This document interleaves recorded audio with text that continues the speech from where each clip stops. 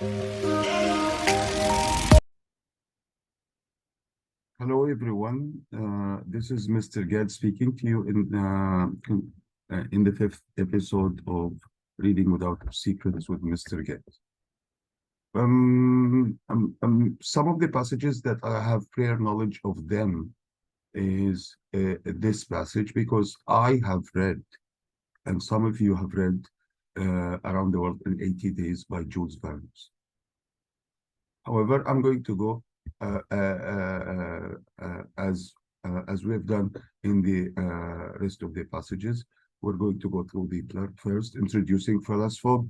So this passage is going to introduce Phileas Fogg, a person. Okay. I'm going to go for question one. Question one, it says the main purpose of the passage, and I haven't read the passage, so I'm going to leave it till the end. Question two, Phileas Fogg's experience and knowledge of the world is most similar to. This is also a general question. I'm going to leave it to the end.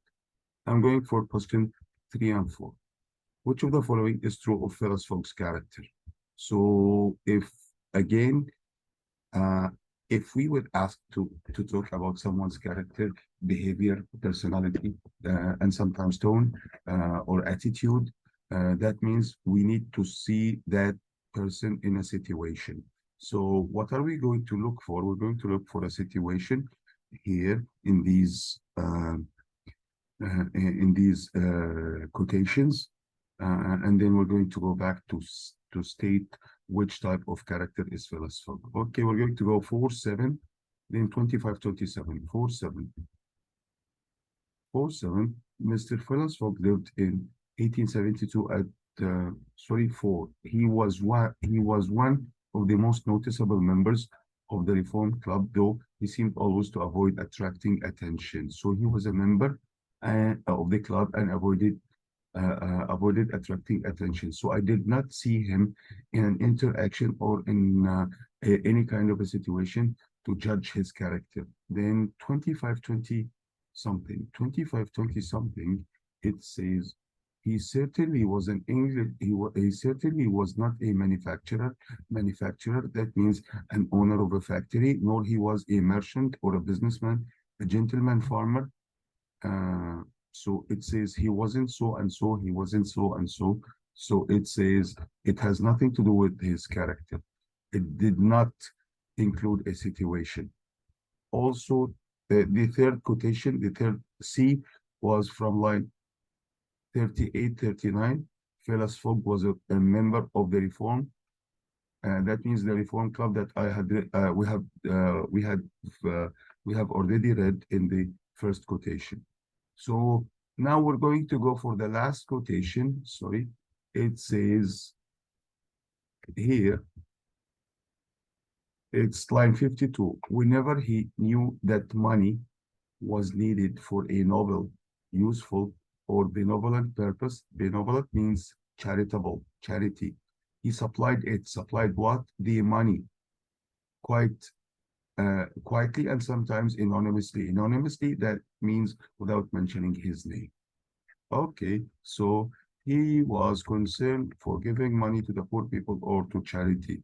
The only choice that talked about money was B. He was generous with his money. And here is the evidence. It's as easy as that, without even thinking. Then we're going to go for line 49. The word fortune, 49. 49, fortune. However, I found out that the paragraph started with a question. Was Phileas Fogg rich? What does that question mean or used for? To engage the reader's attention or to attract the reader's attention? To give you a glimpse, to give you a hint of the main idea of the paragraph. That means that we are going to talk about Phileas Fogg's money or wealth or financial issues here in this paragraph. That's why he is including this question to attract the reader's attention to what is he going to talk about. So for sure, fortune here means wealth without thinking. And I believe that luck and coincidence are the same, have the same meaning. Question 6 and 7. Why did people doubt Phileas Fogg's identity as an Englishman? Line 4 to 7, I'm not going to read that again because I have read that and it wasn't talking about his identity as an Englishman. So doubt. What is doubt? Suspect. What is suspect? بيشكوا في الايدنتيتي بتاعه. Why do they think that he wasn't an Englishman?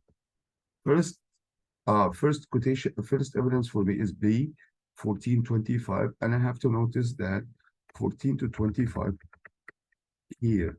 I know that they were talking about jobs here. He wasn't a manufacturer, he wasn't a farmer. I have already read that. However, I have to notice that certainly an Englishman. So this paragraph is going to talk about why didn't people think that he was an Englishman? This is one thing. The other thing that I noticed while reading the first quotation, that they were talking about types of jobs. Okay, I'm going to go here from 14 to 25. He was never seen on change, nor at the bank. Change, it's the shops concerning changing the money and the exchange rate and these things concerning different types of world currencies. So to change the dollar into Egyptian pounds or something like that, this is a change.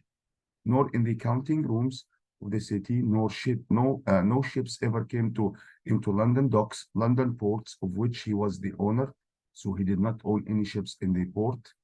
He had no public employment. So he wasn't a public employee, موظف يعني أو حاجة كبيرة. So this quote actually was talking about jobs.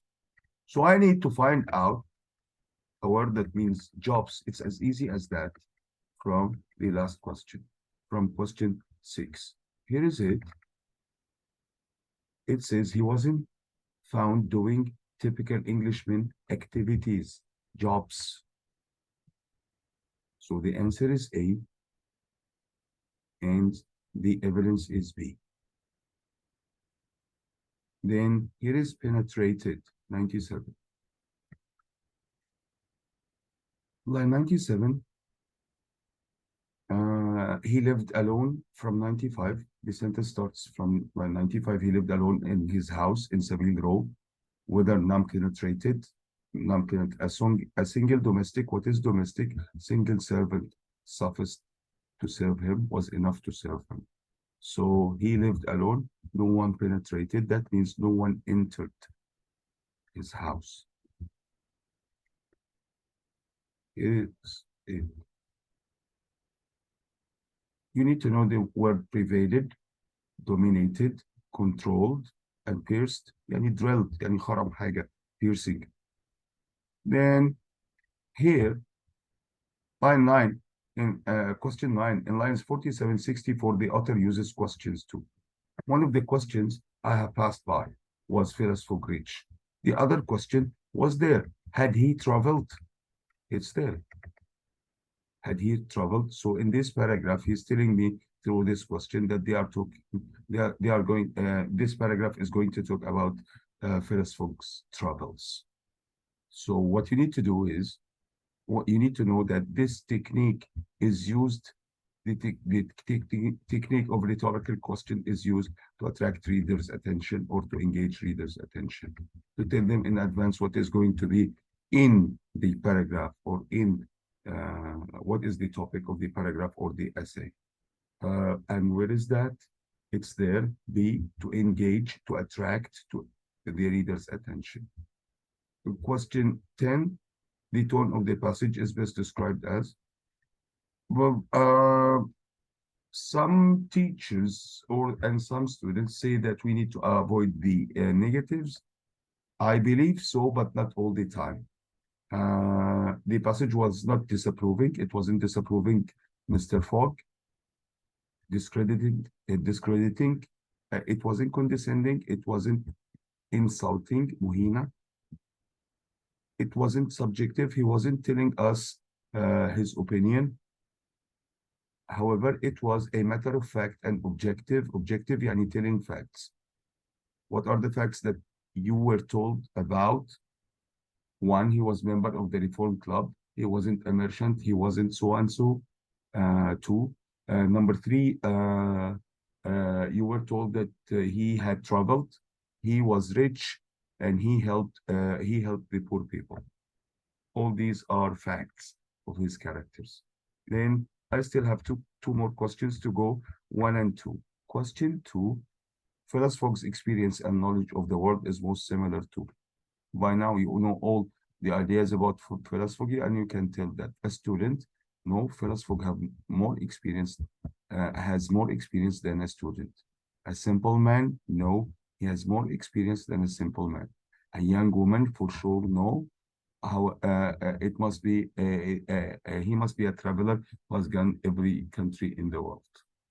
Then the only question that I still have is question one, the main idea. We said that disparaging means discrediting, means insulting, means condescending, and we don't use such words. Then B, outline Phileas Fogg's financial decisions. We have read things about his finance. Was he rich in one paragraph only? It's a minor idea.